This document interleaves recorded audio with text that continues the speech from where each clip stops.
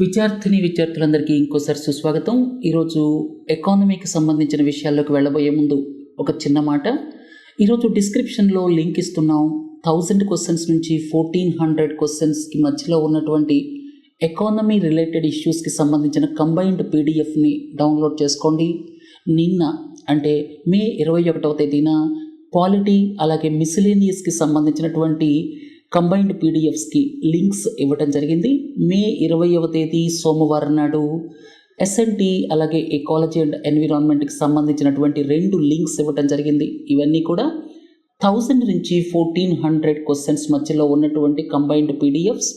మీ అందరికీ తెలుసు, మే 16వ తేదీ నుంచి సీరియల్ నెంబర్ 1తో స్టార్ట్ చేస్తున్నాం. ఆ సిరీస్ 1400తో క్లోజ్ చేయడం జరిగింది. మొదటి 1000 క్వశ్చన్స్ కంబైన్డ్ పీడిఎఫ్స్ మీ అందరికీ తెలిసిన విషయమే.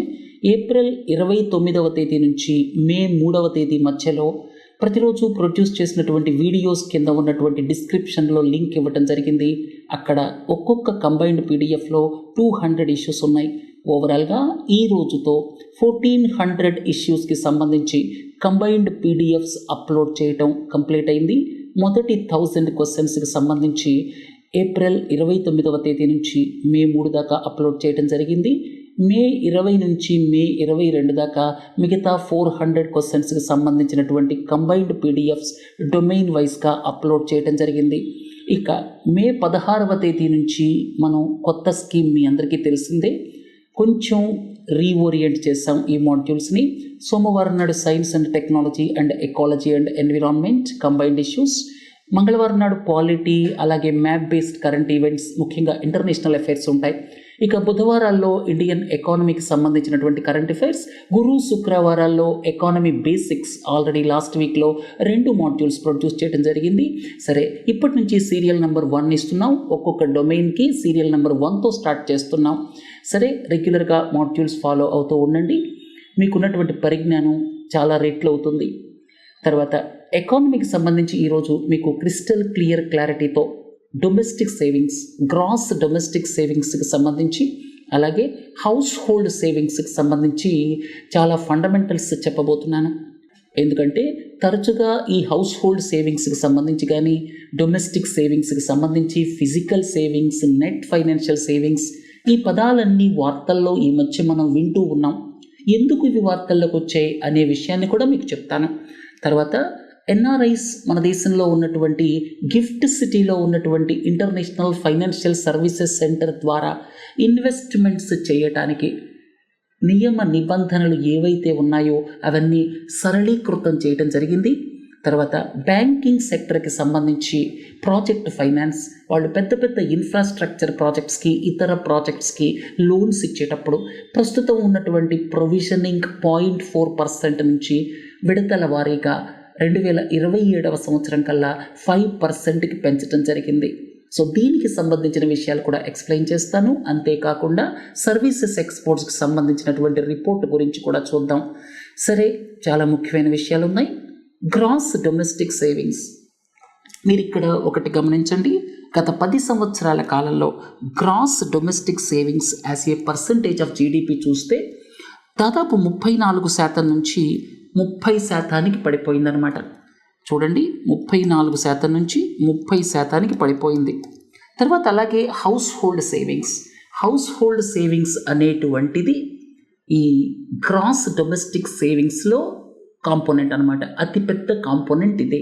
హౌస్ హోల్డ్ సేవింగ్స్ అంటే మీరు ఇల్లు కొన్నారనుకోండి, బ్యాంకులో డిపాజిట్ చేశారనుకోండి, షేర్స్లో ఇన్వెస్ట్ చేశారనుకోండి, ప్రావిడెంట్ ఫండ్లో ఇన్వెస్ట్ చేశారనుకోండి, ఇలాంటివన్నీ కూడా హౌస్ హోల్డ్ సేవింగ్స్ కింద వస్తాయి. అలాగే మైక్రో ఎంటర్ప్రైజెస్, వాటికి ప్రాపర్ రికగ్నిషన్ ఉండదు, ఆర్గనైజ్డ్ సెక్టర్ లాగా, వాళ్ళు చేసేటువంటి ఇన్వెస్ట్మెంట్స్ కూడా దీని కిందకి వస్తాయన్నమాట.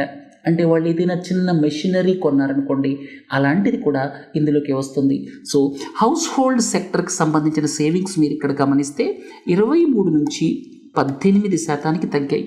సో చూడండి, ఇక్కడ మనకి గ్రాస్ డొమెస్టిక్ సేవింగ్స్ కేవలం 4% తగ్గితే ఇక్కడ ఈ హౌస్ హోల్డ్ సెక్టర్ సేవింగ్స్ 5% తగ్గాయి. అంటే గ్రాస్ డొమెస్టిక్ సేవింగ్స్ ఏవైతే తగ్గాయో అవి పూర్తిగా హౌస్ హోల్డ్ సెక్టర్ కిందకి పడిపోవటం వల్లే జరిగిందనమాట. గ్రాస్ డొమెస్టిక్ సేవింగ్స్ 4% తగ్గితే హౌస్ హోల్డ్ సేవింగ్స్ 5% తగ్గాయి. అంటే టోటల్ రిడక్షన్ అంతా కూడా హౌస్ హోల్డ్ సేవింగ్స్ మూలంగానే జరిగింది. దీన్ని ఎకనామిస్ట్స్ రకరకాలుగా ఇంటర్ప్రిట్ చేస్తున్నారు. నేను ఆ ఇంటర్ప్రిటేషన్స్లోకి వెళ్ళటం లేదు. సరే, ప్రస్తుతం గ్రాస్ డొమెస్టిక్ సేవింగ్స్ మీ అందరికీ తెలుసు. ఈ సేవింగ్స్ అన్నీ కూడా ఇన్వెస్ట్మెంట్స్గా మారతాయి. గ్రాస్ ఫిక్స్డ్ క్యాపిటల్ ఫార్మేషన్ అంటాం. మనకి ఇన్వెస్ట్మెంట్స్కి సంబంధించిన డబ్బులు ఎలా వస్తాయి? ఒకటేమో domestic savings, gross domestic savings, ఇంకోటేమో plus net capital flows from abroad. అంటే క్యాపిటల్ ఫ్లోస్ ఏవైతే ఉంటాయో అబ్రాడ్ నుంచి మనకు వచ్చేటువంటి డాలర్స్, పోయేటువంటి డాలర్స్ అన్ని నెట్గా చూస్తే మనకి ఇతర దేశాల నుంచి వచ్చేటువంటి డాలర్స్లో మిగులు ఉందనుకోండి, అవి కూడా ఇన్వెస్ట్మెంట్స్లోకి వచ్చేస్తాయి.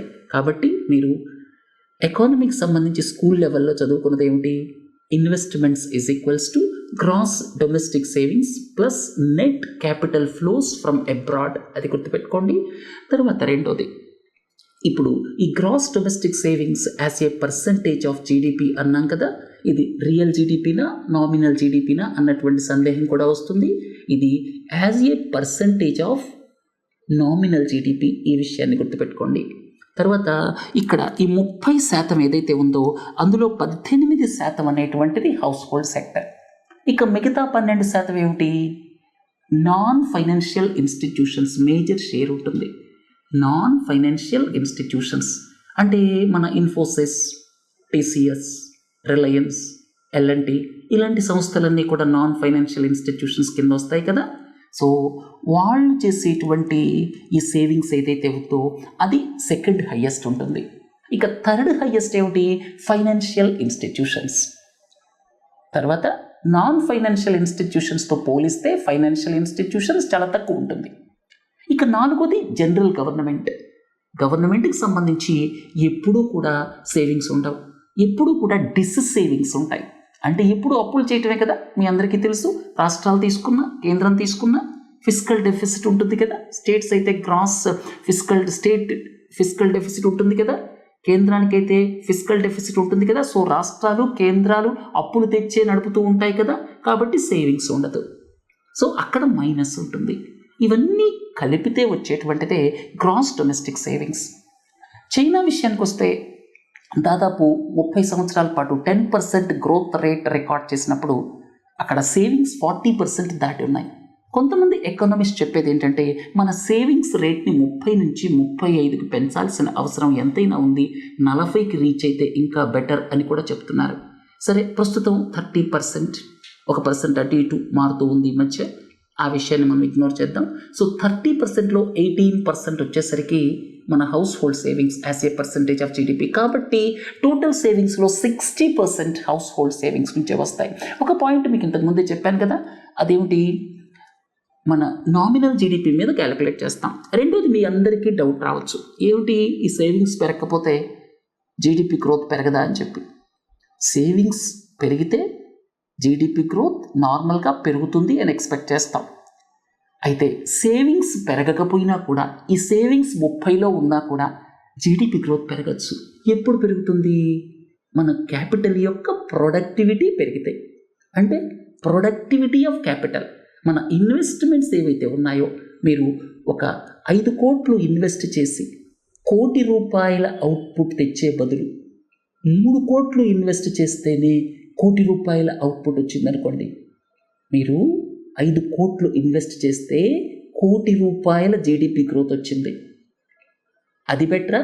3 కోట్లు ఇన్వెస్ట్ చేస్తే 1 కోటి రూపాయల జీడిపి గ్రోత్ వచ్చేది బెటరా? 3 కోట్లు ఇన్వెస్ట్ చేస్తే 1 కోటి వస్తే బెటర్ కదా. దాన్ని ఏమంటాం? ఇంక్రిమెంటల్ క్యాపిటల్ అవుట్పుట్ రేషియో అంటాం. ఇంక్రిమెంటల్ క్యాపిటల్ అవుట్పుట్ రేషియో మన దేశానికి ప్రస్తుతం 5గా ఉంది. దాన్ని మనం 3కి తగ్గించగలిగామనుకోండి, అప్పుడు సేవింగ్స్ పెరగకపోయినా కూడా ఎకనామిక్ గ్రోత్ పెరుగుతుందన్నమాట. ఎందుకంటే ప్రొడక్టివిటీ ఆఫ్ క్యాపిటల్ని మనం ఇంక్రీజ్ చేస్తున్నాం. సో ప్రొడక్టివిటీ ఆఫ్ క్యాపిటల్ని ఇంక్రీజ్ చేయాలంటే దేశంలో కరప్షన్ తక్కువ ఉండాలి, హై అండ్ ఎడ్యుకేషనల్ ఇన్స్టిట్యూషన్స్ ఉండాలి, స్కిల్డ్ మ్యాన్ పవర్ ఉండాలి, తర్వాత కాస్ట్ ఆఫ్ క్యాపిటల్ తక్కువ ఉండాలి.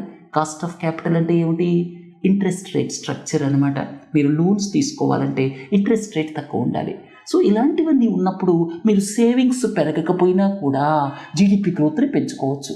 దీన్ని ఏమంటారంటే ఇంక్రిమెంటల్ క్యాపిటల్ అవుట్పుట్ రేషియోని తగ్గించడం, లేక దాన్ని ఇంకో విధంగా చెప్పుకోవాల్సి వస్తే ప్రొడక్టివిటీ ఆఫ్ క్యాపిటల్ని పెంచడం అనమాట. సరే, ఈ 30%లో 18% హౌస్ హోల్డ్ సేవింగ్స్, టోటల్ సేవింగ్స్లో 60% హౌస్ హోల్డ్ సేవింగ్స్ అని గుర్తుపెట్టుకోండి. తర్వాత హౌస్ హోల్డ్ సేవింగ్స్ విషయానికి వస్తే హౌస్ హోల్డ్ సేవింగ్స్లో ఈ 18% అని చెప్పాను కదా, 18%లో 13% ఏమో ఫిజికల్ సేవింగ్స్, 5% ఏమో నెట్ ఫైనాన్షియల్ సేవింగ్స్. ఈ 18%ని మళ్ళీ మనం బైఫర్కేట్ చేస్తే హౌస్ హోల్డ్ సేవింగ్స్ని 13% ఏమో ఫిజికల్ సేవింగ్స్, 5% ఏమో నెట్ ఫైనాన్షియల్ సేవింగ్స్. అంటే హౌస్ హోల్డ్స్ సేవింగ్స్ చేయడంతో పాటు లోన్లు కూడా తీసుకుంటారు కదా. మీరు హౌస్ హోల్డ్ బ్యాంకులో డబ్బులు వేస్తారు, షేర్స్ కొంటారు, ప్రావిడెంట్ ఫండ్ కొంటారు. కానీ at the same time house holds ఏం చేస్తారు, అప్పులు కూడా చేస్తారు కదా. సో అలాంటి అప్పుల్ని మైనస్ చేసిన తర్వాత నెట్ ఫైనాన్షియల్ సేవింగ్స్ తీసుకుంటాం మనం, అది 5%కి వచ్చింది. ఫిజికల్ సేవింగ్స్ 13%, ఈ మొత్తం 18% బైఫర్కేషన్. అయితే ఇక్కడ రెండు ముఖ్యమైన విషయాలు మీకు చెప్పాలి. ఒకటి ఏంటంటే టోటల్ హౌస్ హోల్డ్ సేవింగ్స్లో 71% ఫిజికల్ సేవింగ్స్ ఉంది. టోటల్ హౌస్ హోల్డ్ సేవింగ్స్లో 71% ఫిజికల్ సేవింగ్స్ ఉంది. ఇది దాదాపు హైయెస్ట్ అని చెప్పొచ్చు. 1970 నుంచి గత 5 దశాబ్దాల కాలంలో 71% షేర్ ఉండటం ఈ ఫిజికల్ సేవింగ్స్ ఏదైతే ఉందో అది హైయెస్ట్ అని చెప్పొచ్చు. ఇక రెండోది ఏంటంటే నెట్ ఫైనాన్షియల్ సేవింగ్స్ 5% ఆఫ్ జీడిపికి వచ్చింది, 5.5 ఎంతో ఉంది. సో ఇది గత 4 దశాబ్దాల కాలంలో లోయెస్ట్ అని చెప్పచ్చు. సో మీరు గమనిస్తే ప్రజల ప్రిఫరెన్స్ ఫిజికల్ సేవింగ్స్ వైపు వెళ్ళిందా.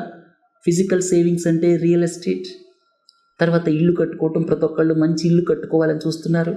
దీనికి మీరు ఇంకొక విషయానికి లింక్ పెట్టచ్చు.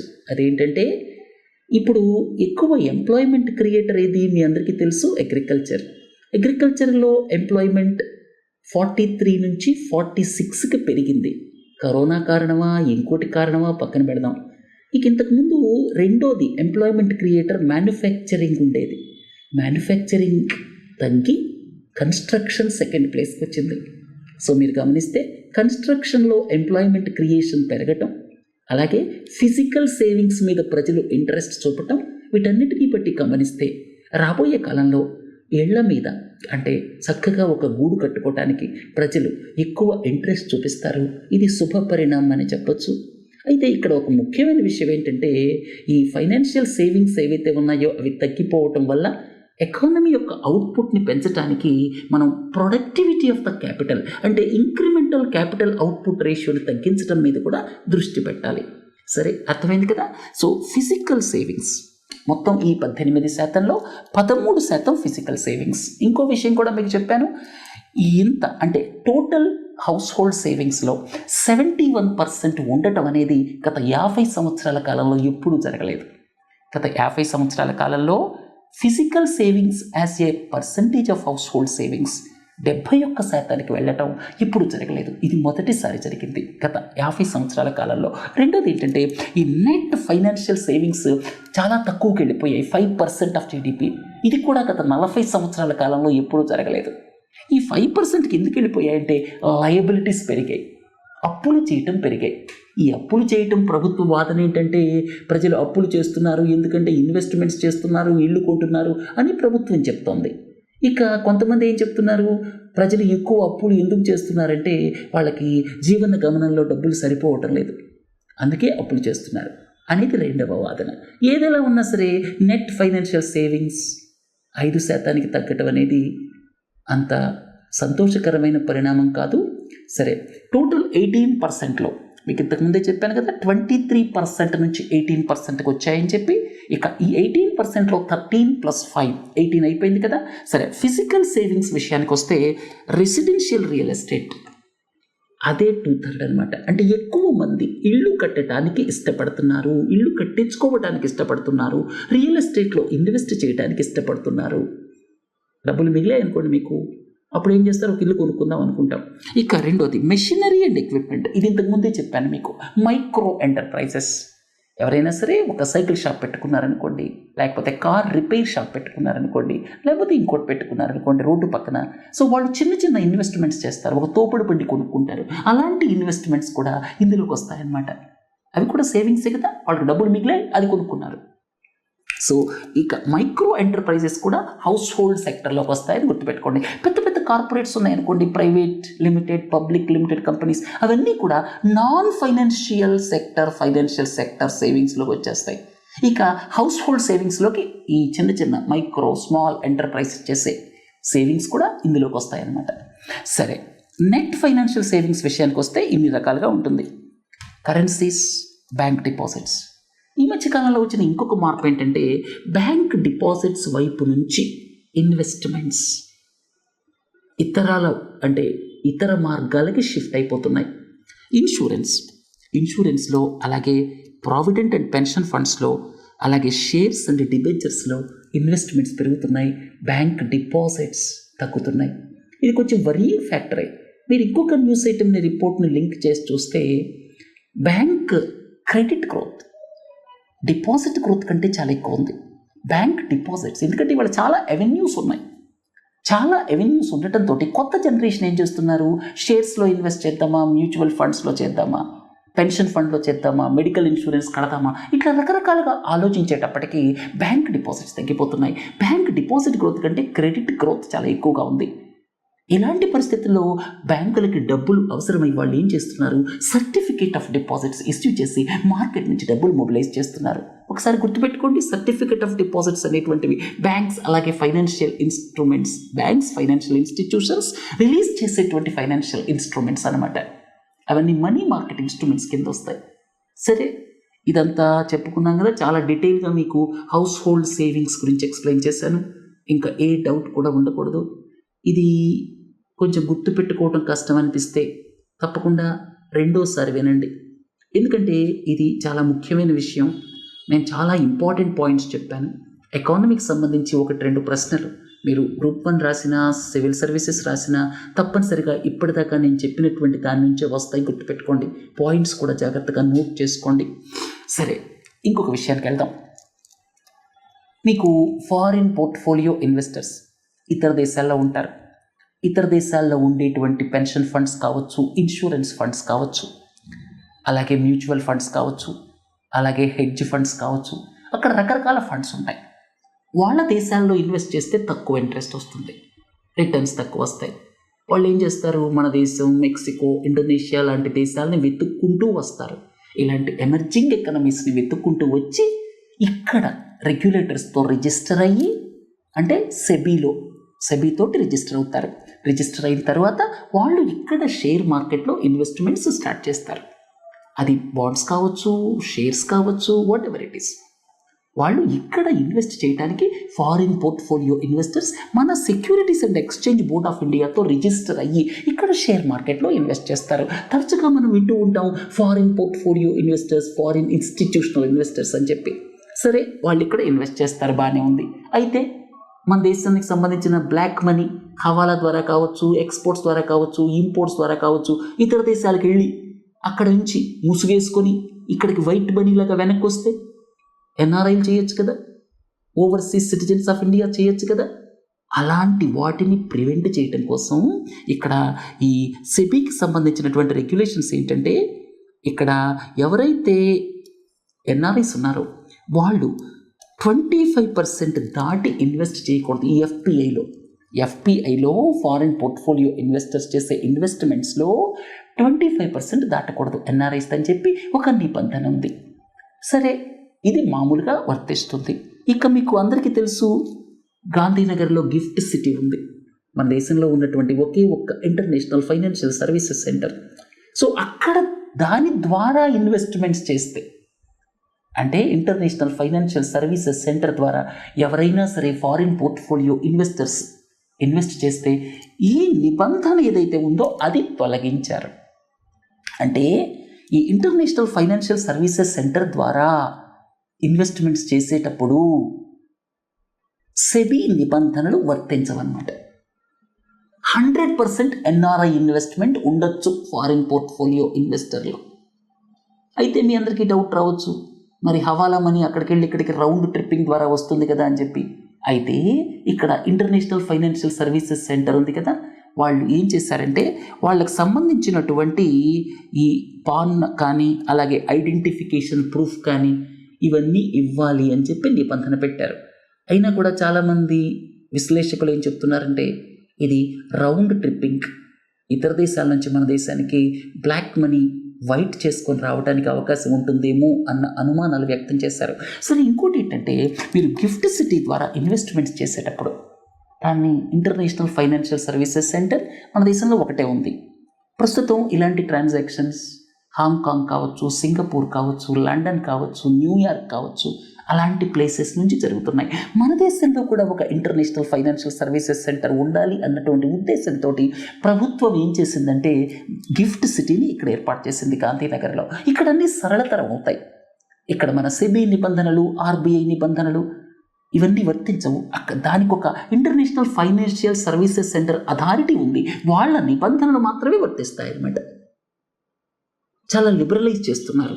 అయితే ఇక్కడ భయం ఏంటంటే మన దేశంలో ఉన్న డబ్బులు అక్కడికి వెళ్ళి మళ్ళీ వెనక్కి రౌండ్ ట్రిప్పింగ్ ద్వారా వస్తాయేమోనన్న భయం మాత్రం ఉంది. ఇక ప్రాజెక్ట్ ఫైనాన్స్కి సంబంధించి బ్యాంక్స్కి రిజర్వ్ బ్యాంక్ ఆఫ్ ఇండియా ప్రొవిజనింగ్ని ఇంక్రీజ్ చేయమని ఆదేశాలు ఇచ్చింది. గ్రాడ్యువల్గా, ఒక్కసారి కాదు. ప్రస్తుతం ప్రొవిజనింగ్ 0.4%. ప్రతి లోన్కి, బ్యాంకులు ఇచ్చే ప్రతి లోన్కి కూడా రిస్క్ వెయిట్ ఉంటుంది. ఆ రిస్క్ వెయిట్ 125%, 150%, 75%, 40% అని వింటూ ఉంటాం. రిస్క్ వెయిట్ని బట్టి, రిస్క్ వెయిట్ ఎక్కువ ఉంటే ప్రొవిజనింగ్ ఎక్కువ ఉంటుంది. పర్సనల్ లోన్ అనుకోండి, రిస్క్ ఎక్కువ ఉంటుంది కదా, అందుకని రిస్క్ వెయిట్ ఎక్కువ ఉంటుంది. హౌస్ లోన్ రిస్క్ తక్కువ కదా, రిస్క్ వెయిట్ తక్కువ ఉంటుంది. సో హౌస్ లోన్కి ప్రొవిజనింగ్ తక్కువ ఉంటుంది, పర్సనల్ లోన్కి ప్రొవిజనింగ్ ఎక్కువ ఉంటుంది. ప్రొవిజనింగ్ అంటే ఏం లేదు, బ్యాంకులు కొంత పర్సంటేజ్, ఎంత లోన్ ఇచ్చారు, ఒక ₹1,00,00,000 లోన్ ఇచ్చారనుకోండి, హౌస్ లోన్ ఇచ్చారనుకోండి ₹1,00,00,000, ఒక 0.4% ఎంతో పక్కన పెట్టాలి. అలాగే ₹1,00,00,000 పర్సనల్ లోన్ ఇచ్చారనుకోండి, 1%, 1.5% పక్కన పెట్టాలి. అంటే ₹1,00,00,000లో 0.4% ఎంత, 40 లక్షలు పక్కన పెట్టాలి. ₹1,00,00,000లో 1% ఎంత, 1 crore. అంటే రిస్క్ ఎక్కువ ఉండే లోన్స్ ఇచ్చినప్పుడు కొంత అమౌంట్ని బ్యాంక్ పక్కన పెడుతూ ఉండాలి. ఎందుకంటే 100 లోన్లు ఇచ్చినప్పుడు ఒకటైనా ఫెయిల్ అయిపోద్ది. హౌస్ లోన్ అనుకోండి, 500-600 లోన్లు ఇచ్చినప్పుడు ఒక లోన్ ఫెయిల్ అవ్వచ్చు. అలాగే పర్సనల్ లోన్స్ అనుకోండి, 100 లోన్లు ఇచ్చినప్పుడు ఒక 5-6 ఫెయిల్ అవ్వచ్చు. అలాంటప్పుడు ఈ పక్కన పెట్టినటువంటి మనీ ఏదైతే ఉంటుందో ప్రొవిజనింగ్ రూపంలో, ఇది ఒక సేఫ్ గార్డ్ లాగా ఉంటుందన్నమాట. అంతేకాకుండా ఒక్కసారి ఆ లోన్ బ్యాడ్ అయిపోయిందనుకోండి, ఎన్పిఏ అయిపోయిందనుకోండి, అప్పుడు ప్రొవిజనింగ్ కూడా పెరిగిపోతుంది. 3-4 సంవత్సరాలు దాటేసరికి 100% ప్రొవిజనింగ్ చేయాలి. దాన్ని ప్రొవిజనింగ్ కవరేజ్ రేషియో అంటాం. ప్రొవిజనింగ్ కవరేజ్ రేషియో ఎంత ఎక్కువ ఉంటే అంత మంచిది బ్యాంకింగ్ సిస్టంలో. ఈ మధ్య ప్రొవిజనింగ్ కవరేజ్ రేషియో కూడా పెరిగిపోయింది, శుభ పరిణామం. సరే, అసలు విషయానికి వద్దాం. ఇప్పటిదాకా 0.4% ఉంది. ప్రాజెక్ట్ ఫైనాన్సింగ్ అంటే ఏమిటి? పెద్ద ఇన్ఫ్రాస్ట్రక్చర్ ప్రాజెక్టుకి లోన్ ఇవ్వటం. బ్యాంకులు ఆల్రెడీ ఒకసారి చేతులు కాల్చుకున్నాయి. 2004, 2008 ఆ ప్రాంతంలో ఇన్ఫ్రాస్ట్రక్చర్ సెక్టర్కి సంబంధించి చాలా ఎక్కువ లోన్స్ ఇవ్వటం వల్ల బ్యాంకులకు చాలా ఎక్కువ ఎన్పిఎస్ అయ్యాయి. ఆ సమస్య నుంచి బయటికి రావడానికి దాదాపు 7-8 సంవత్సరాల కాలం పట్టింది. బ్యాడ్ ఫేస్ నుంచి బయటకు వచ్చి ఇప్పుడు కళకళలాడుతున్నాయి బ్యాంకులు. మరి మళ్ళీ సమస్యల్లోకి వెళ్ళకూడదు కదా, అందుకే మీరు ప్రాజెక్ట్ ఫైనాన్సింగ్, ఇన్ఫ్రాస్ట్రక్చర్ ప్రాజెక్ట్స్కి లోన్స్ ఇచ్చేటప్పుడు మీరు పక్కన పెట్టేటువంటి మనీ ఏదైతే ఉందో, ప్రొవిజనింగ్ ఏదైతే ఉందో, అది 0.4% నుంచి దశల వారీగా 5%కి పెంచండి. ఒక సంవత్సరం 1.5, ఇంకో సంవత్సరం 1.5, ఇంకో సంవత్సరం 1.5. సో మీరు 2027కి వెళ్ళేటప్పటికి 5% ఉండాలి అని చెప్పి ఆర్బీఐ నిబంధన విధించిందనమాట. అర్థమైంది కదా అసలు ఈ ప్రొవిజనింగ్ ఎందుకు? రిస్క్ వెయిట్ అంటే ఏమిటి? బ్యాంకులు ఫంక్షన్ చేసేటప్పుడు వీటన్నిటిని ప్రుడెన్షియల్ నామ్స్ అంటామన్నమాట. సరే, చివరిది, ఇంతకుముందు మనం ఆర్బీఐ రిపోర్ట్ గురించి చెప్పుకున్నాం, సర్వీసెస్ ఎక్స్పోర్ట్స్ గురించి. గుర్తు తెచ్చుకోండి ఒకసారి. గత 30 సంవత్సరాల కాలంలో 1993 నుంచి 2023 దాకా 30 సంవత్సరాల కాలంలో ఆర్బీఐ రిపోర్ట్ ప్రకారం మన services exports growth compound annual growth rate 14% ఉంది. అదే ప్రపంచం మొత్తం గ్రోత్ రేట్ 7%. అంటే మన annual growth rate of services double ఉంది ప్రపంచంలో గ్రోత్ ఆఫ్ సర్వీసెస్ కంటే. మీ అందరికీ తెలుసు సర్వీసెస్ షేర్ పెరుగుతూ ఉందని చెప్పి. 1993 సంవత్సరంలో ప్రపంచ సర్వీసెస్ ఎక్స్పోర్ట్స్లో మన వాటా కేవలం 0.5%. ఇప్పుడు వచ్చేసరికి 4.3, 4.6 ఆ రేంజ్కి వచ్చింది. 4 to 5% మధ్యలో ఉందన్నమాట. డిఫరెంట్ ఎస్టిమేట్స్ డిఫరెంట్గా చెప్తున్నాయి. 4.3 అని ఒకళ్ళు అంటారు, 4.6 అని ఒకళ్ళు అంటారు. సరే, ఏదేమైనప్పటికీ 4.3, 4.6 ఆ రేంజ్లో ఉంది. గూడ్స్ షేర్ ఎంత? ఇప్పటికీ 1.7, 1.8 రేంజ్లోనే ఉంది. చూడండి, ఈ గోల్డ్మెన్ సాచ్ రిపోర్ట్ ప్రకారం మీరు చూస్తే 2005లో మన దేశం వాటా ప్రపంచ సర్వీసెస్ ఎక్స్పోర్ట్స్లో కేవలం 2%. ఇప్పుడు అది 4.6% పెరిగింది. తర్వాత ఇంకొక ముఖ్యమైన విషయం ఏంటంటే global capability centres, research and development multinational companies మన దేశానికి అవుట్ సోర్స్ చేస్తున్నాయి. అలాంటి గ్లోబల్ కేపబిలిటీ సెంటర్స్ నుంచి వచ్చేటువంటి ఎక్స్పోర్ట్స్ ఏవైతే ఉన్నాయో అవి గణనీయంగా పెరిగాయి అన్నమాట. మీకు వాటి యొక్క షేర్ ప్రస్తుతానికి 18%కి వెళ్ళింది. మీరు 15 సంవత్సరాలు వెనక్కి వెళితే వాటి షేర్ కేవలం 7% ఉండేది. అంటే మన దేశంలో హై ఎండ్ సర్వీసెస్ని మనం ప్రొడ్యూస్ చేస్తున్నాం. ఇది శుభపరిణామం. అది ప్రముఖంగా గ్లోబల్ కేపబిలిటీ సెంటర్స్ని ఇక్కడ ఎస్టాబ్లిష్ చేయడం వల్ల జరుగుతుందన్నమాట. సరే, గురు శుక్రవారాలు రేపు ఎల్లుండి ఎకానమీ బేసిక్స్తో మళ్ళీ కలుద్దాం. నమస్తే.